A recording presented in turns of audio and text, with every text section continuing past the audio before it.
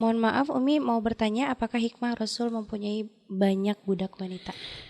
Baik ya, sebenarnya jangan kita bahas langsung kepada Rasulullah Shallallahu Alaihi Wasallam. Kita harus bahas dulu tentang masalah perbudakan. Perbudakan secara umum ya. Perbudakan itu sudah ada dari jauh sebelum Islam. Dari zaman sebelum Nabi datang dengan membawa risalah Islam, perbudakan itu sudah ada. Bahkan di kalangan orang kafir ya, perbudakan itu dengan banyak cara. Misalnya dalam peperangan bisa saja menjadi sebab perbudakan ya. Dari pihak yang kalah akan dijadikan budak. Tapi juga ada juga perbudakan disebabkan kefakiran juga. Jadi orang-orang yang fakir yang kadang mungkin akhirnya terbelit hutang dan sebagainya, nanti bisa tebusannya adalah dengan menjadikan mereka sebagai budak. Ada juga budak itu terjadi dikarenakan perampokan. Nah, ini salah satu contoh, termasuk Sayyidina Zaid sendiri itu adalah seorang anak yang hasil dipisah dengan bapaknya, kan begitu ya, dirampok, dipisah dengan bapaknya, lalu akhirnya beliau dijadikan, padahal beliau adalah aslinya adalah seorang yang merdeka, lalu dirubah menjadi seorang budak. Dan ini kan terjadi sebelum Islam. Sayyidina Zaid bin Harithah yang akhirnya dibeli oleh Sayyidah Khadijah lalu dihadiahkan kepada Nabi Muhammad SAW. Artinya sebelum Islam perbudakan itu dengan banyak cara. Akan tetapi di dalam Islam perbudakan itu tidak ada kecuali dengan satu jalan saja. Jadi jalan untuk menjadi budak itu di dalam Islam dipersempit, tapi jalan untuk memerdekakan budak diperlebar. Lah ini loh. Jadi beda antara Islam dengan di luar Islam. Makanya jangan sampai, ini untuk kita berbicara tentang budak dulu secara umum. Jadi jalan untuk budak itu hanya dipersempit. Pintunya cuma satu. Kapan? Ketika terjadi peperangan, berperang dengan orang kafir, lalu nanti mereka menjadi tawanan, maka nanti mereka dijadikan sebagai budak.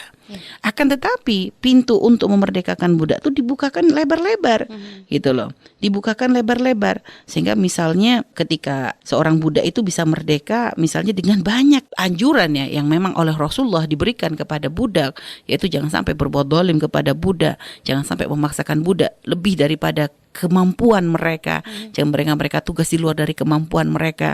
Sudah begitu juga Islam mengangkat derajatnya budak gitu ya. Artinya walaupun seorang budak pun kalau dia adalah seorang yang beriman diakui oleh Nabi Muhammad SAW.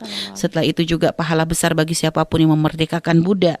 Sudah begitu anjuran untuk membebaskan budak, dan juga tebusan atau kadang dalam pelanggaran atau kafaroh seorang muslim adalah dengan membebaskan budak.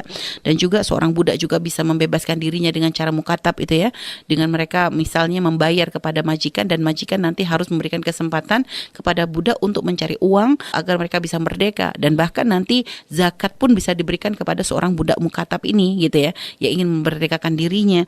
Jadi ada banyak banget gitu ya jalan untuk bisa merdeka, karena memang begitu. Islam nggak mungkin langsung menghapus serta-merta, berproses sampai akhirnya benar-benar perbudakan itu terhapus di dalam Islam.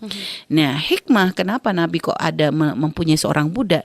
Karena apa yang dilakukan Nabi ini menjadi syariat, menjadi contoh, akan diikuti oleh yang lainnya. Sehingga Nabi dengan adanya budak yang dimiliki oleh Nabi ini untuk menjadi pendidikan ya, menjadi pelajaran bagi para sahabat bagaimana Nabi berperilaku dengan para budaknya ya.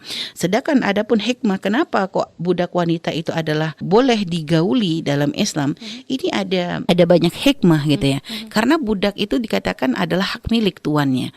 Sehingga kalau sampai nanti budak itu misalnya menikah dengan orang lain, misalnya budak dinikahi oleh orang lain, ini akan menjadi bertambahnya perbudakan. Karena nanti dengan pernikahan budak dengan orang lain itu misalnya nanti punya anak, maka anaknya akan menjadi budak lagi. Nah, sehingga makanya di sini seorang budak ini sampai ada yang mengatakan budak itu haram dinikahi, karena nanti malah menjadi rancu. Akan tapi dengan dia diizinkan untuk digauli oleh tuannya gitu ya, diizinkan oleh tuannya, ini tujuannya ya adalah untuk, karena seorang budak itu adalah mungkin kalau dia adalah wanita, artinya dia sendiri punya hak, punya syahwat yang mungkin harus disalurkan gitu ya. Dan kalau seandainya dia adalah seorang budak laki-laki, dia diizinkan juga untuk menikah dengan sesama budak tentunya, kan begitu. Dan kalau misalnya dia budak wanita, artinya dia diizinkan bagi tuannya untuk digauli dengan tujuan nanti kalau ternyata terlahir anak, maka nanti anak inilah yang menjadi sebab kemerdekaan bagi ibundanya. Jadi ummul walad itu akan menjadi seorang ibu itu bisa merdeka jika tuannya sudah wafat ya, itu nanti akan merdeka secara otomatis. Lalu itu tadi terus menjadikan ummul walad itu dengan tujuan ya ada untuk kemerdekaan ibunya. Setelah itu dengan digauli oleh pemiliknya, maka menjadikan pemilik ibarat akan lebih peduli, perhatian dan sebagainya, karena ya ngerasa ya ibarat sudah digauli digauli menjadi hak milik begitu kan. Tentu ketika menggauli budaknya si tuan itu akan memberikan perhatian lebih dalam masalah ya mungkin pakaian, pangan dan sebagainya sehingga tidak berbuat dolim gitu kan.